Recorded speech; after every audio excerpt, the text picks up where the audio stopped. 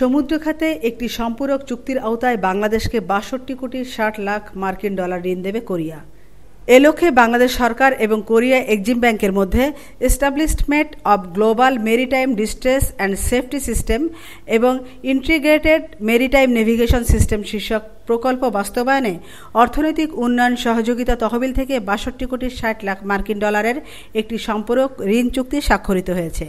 অর্থনৈতিক সম্পর্ক বিভাগের অতিরিক্ত সচিব মিরানা মাহারুক এবং কোরিয়া এক্সিম ব্যাংকের মহাপরিচালক কিম কিসাং যথাক্রমে বাংলাদেশ সরকার এবং কোরিয়া এক্সিম ব্যাংকের পক্ষে ঋণ চুক্তিতে স্বাক্ষর করেছেন।